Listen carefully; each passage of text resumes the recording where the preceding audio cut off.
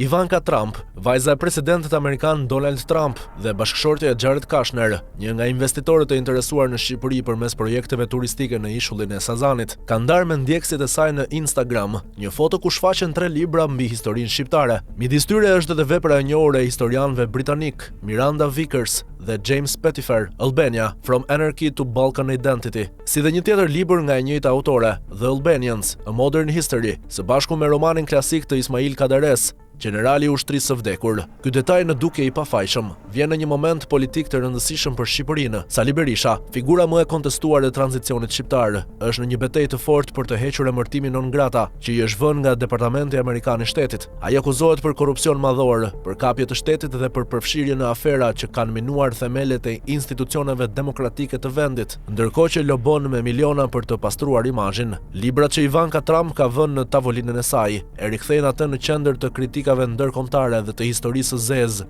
të viteve 90 në Shqipëri. Në librin Albania, From Anarchy to Balkan Identity, autorët britanikë rrëfejnë me fakte dhe burime të verifikuara përpjekjet e Berishës për të mbajtur pushtetin përmes strukturave të dhunshme. Përmendet në mënyrë eksplicite mënyra si kreu i PD-s urdhëroi shkarkime masive në ushtri në vitin 1996 në prag të rrëzimit të shtetit për të eliminuar çdo element që nuk i bindej verbërisht. Midis të shkarkuarve ishte edhe koloneli amerikan Denison Lane, këshilltar ushtarak në Shqipëri, i cili kishte raportuar në Pentagon për përgatitjet e një përplasje të mundshme civile të nxitur nga qeveria Berisha. Për këtë raportim ai u shpall non grata nga vetë qeveria shqiptare dhe u përjashtua nga vendi. Në të njëjtin libër, Vickers dhe Pettifer e përshkruajnë Berishën si figurën kyçe që inkurajoi skemat piramidale për të mbledhur para nga qytetarët me qëllim financimin e fushatës së tij në zgjedhjet e majit 96. Sipas tyre ai përdori Gazideden dhe strukturat e shik për të shtypur protestat, për të friksuar kundërshtarët dhe për të ndërtuar një mekanizëm shtetëror që funksiononte si një mini diktaturë. Kapituj të tërë librash janë të përkushtuar në destabilizimin e vendit në 97-ën, periudhë që përshkruhet si më dramatikja pas rënies së komunizmit,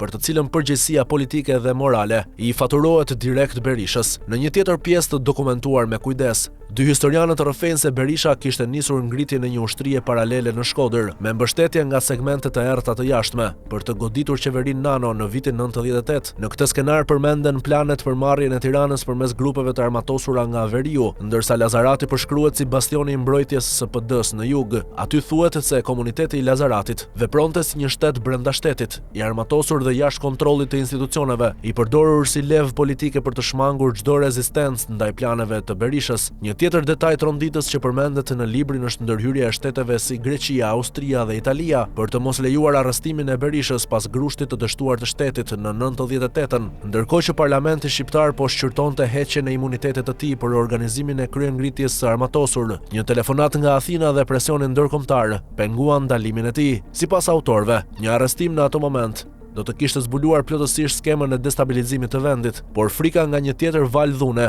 bëri që ndërkombëtarët të ndërhyjnë për të mbrojtur një njeri që pak më parë kishte tentuar të shemte shtetin. Pra teksa Berisha po hedh miliona për të ndikuar te Trump, njeriu më i afërt i tij do të ketë një panoramë të zezë për ish kryeministrin.